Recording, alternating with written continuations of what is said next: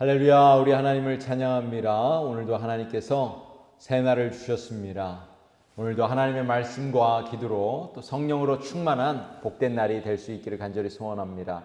특별히 오늘은 2024년 마지막 날입니다. 12월 31일입니다.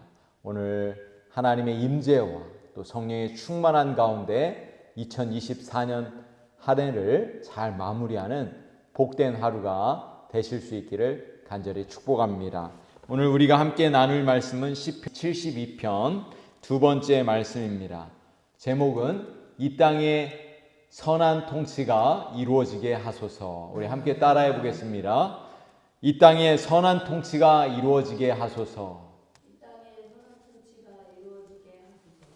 오늘 시편 72편은 5권의 시편 가운데 두 번째 책의 마지막 부분입니다.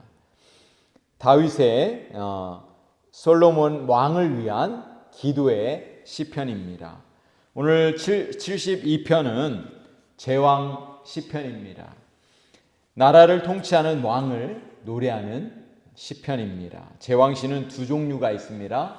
하나는 세상의 왕을 노래하는 시가 있고, 또 하나는 만왕의 왕이 되시는 하나님을 찬양하는 찬양의 시편이 있습니다.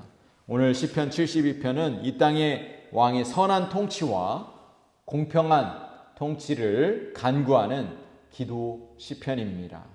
오늘 본문은 세상의 왕이 어떻게 하나님과 백성들을 섬겨야 하는지 말씀해 주고 있는 부분입니다.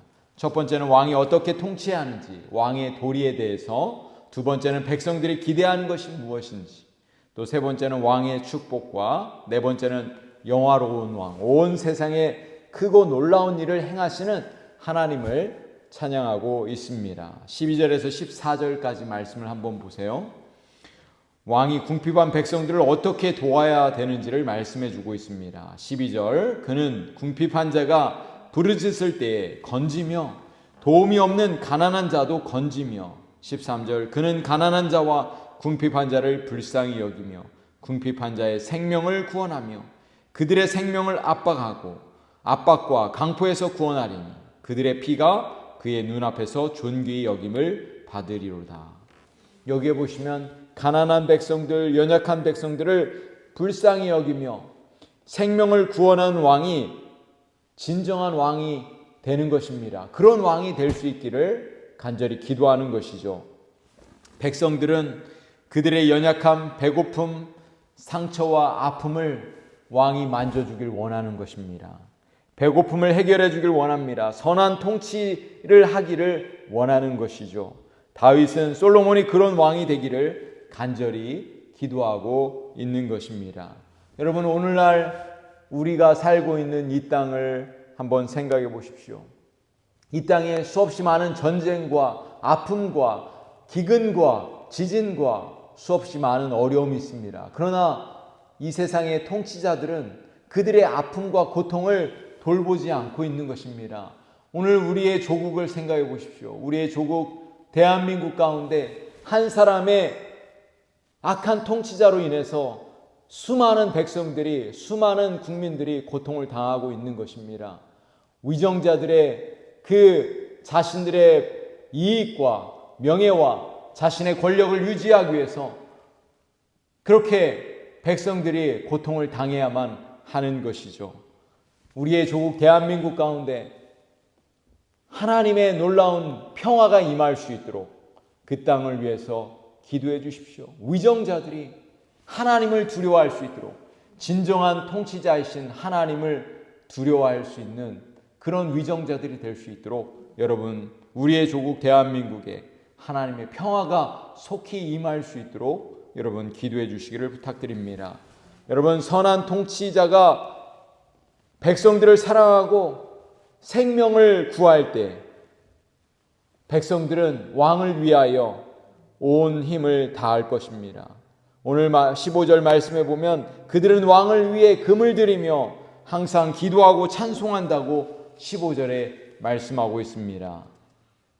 15절 보면 그들이 생존하여 스바의 금을 그에게 드리며 사람들이 그를 위하여 항상 기도하고 종일 찬송하리로다.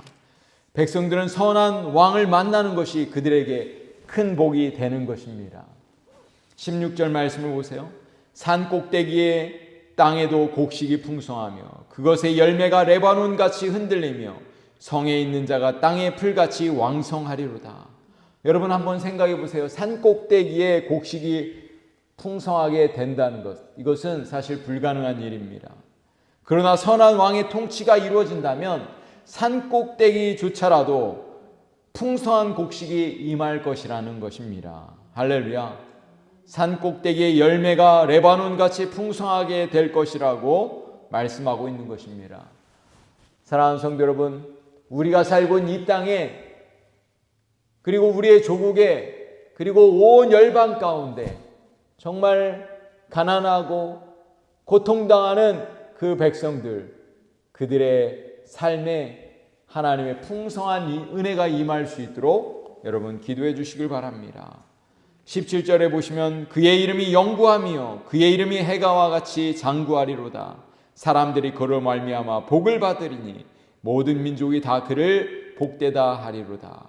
여러분, 위대한 통치자는 그 이름이 영원히 남게 될 것입니다. 해와 같이 빛날 것입니다. 많은 사람들이 복을 받게 될 것입니다. 모든 민족이 복을 받기를 기도하고 있는 것입니다. 다윗의 위대한 통치와 솔로몬의 통치는 그 이름이 빛을 발하게 되었습니다. 이 세상에 위대한 통치자, 선한 통치자가 많아질 수 있기를 소망합니다. 그러나 가장 위대한 왕은 누구일까요? 이 땅에 진정한 왕으로 오신 분은 오직 예수 그리스도이십니다. 그분이 이 땅에 오셔서 위대한 구원의 역사를 이루신 것입니다.